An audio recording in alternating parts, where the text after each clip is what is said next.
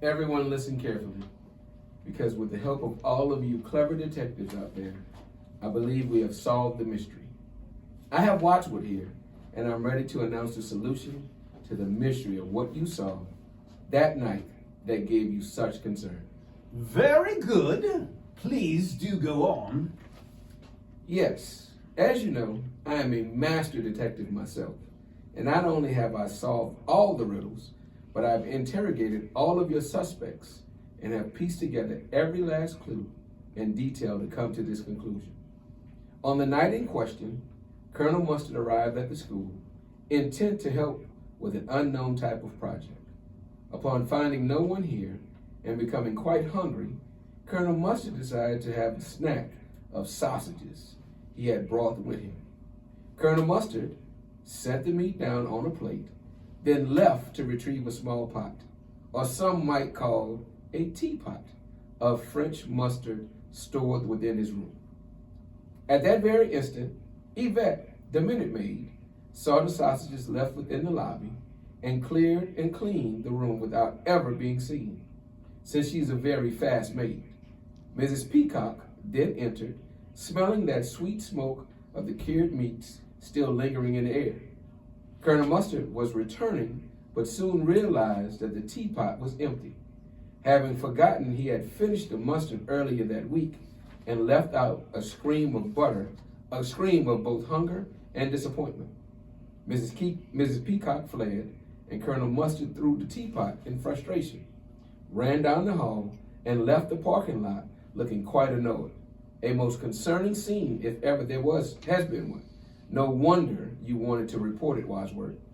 Wow! Just wow!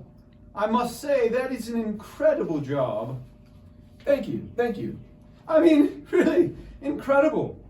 As in unbelievable how you could get it so wrong. That is, not even close to the correct solution. What detective training do you have again? It's not correct. I thought I had it all down. Where could I have gone wrong? If that's not the solution, then I'm afraid I must insist you tell us right now. No more of these puzzles or clues. All right, fine. This has all become exhausting. And I suppose the butler's code is more of a guideline anyway. I will tell you. Yes, please. Go ahead then. Well, here is the real solution. On the night in question, I began to bustle a bit earlier than normal. I do this sometimes and call it a bitty buttle. A bitty buttle? Yes, a bitty buttle. Anyhow, as I looked into the office, I noticed Professor Plum standing over a cauldron, laughing and muttering.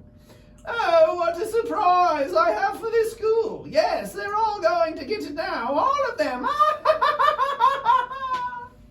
Well, I couldn't believe what I was seeing. After all, Professor Plum is normally plumb delightful. But I wasn't the only witness. At that very moment, I saw Miss White enter, take one look at the scene, and let out an ear-piercing scream. And she took off at a run down the hallway. Well, I had seen enough and ended my evening's bitty bottle right then.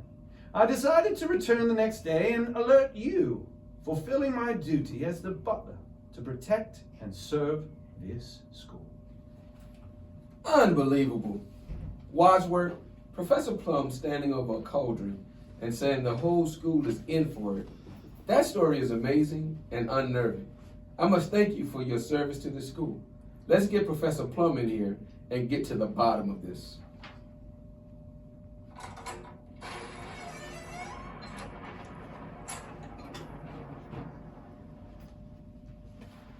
Yes, you called?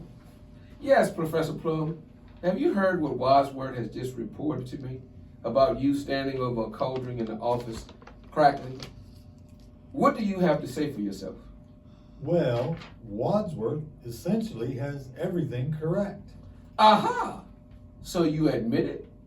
Yes, though I would say it wasn't a cauldron I was using so much as a big pot. You see, I've been planning a little something special to have a surprise for all the students and staffs. I just wanted everyone to know how thankful I am for each of them.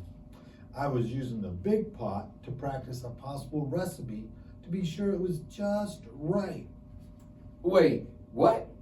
You were standing over a big pot mixing treats that you want to hand out to everyone? That sounds plumb delightful.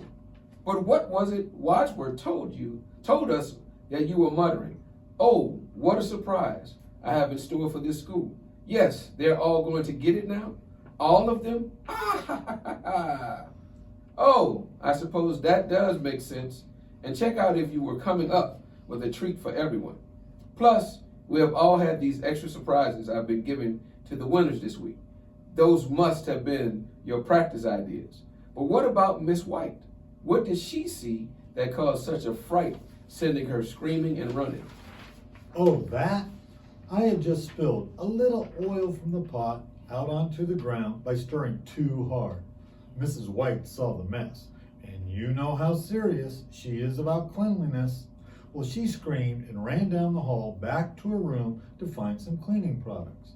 Mrs. Peacock must have heard the scream and left before seeing anything else. What about Colonel Mustard looking annoyed? Oh, I believe that was from me setting a plate of sample treats on his desk.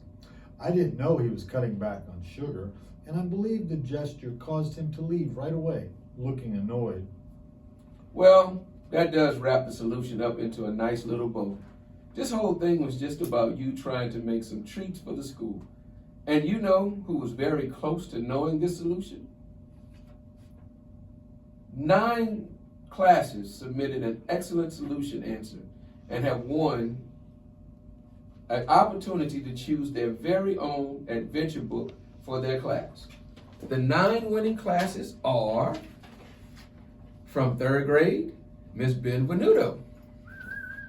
From 3rd grade, Miss Ambrose. From 4th grade, Miss Hampton. From 4th grade, Miss Jones. 4th grade, Miss Purcell. 4th grade, Miss Curtis. 5th grade, Miss Blair. 5th grade, Mr. Martin. And from 3rd through 5th grade, Miss Musow. Congratulations to those classes. They have an opportunity to come to the main office and choose an adventure book. But we have chosen one other class as the most unique and creative answer. They have won the board game Clue.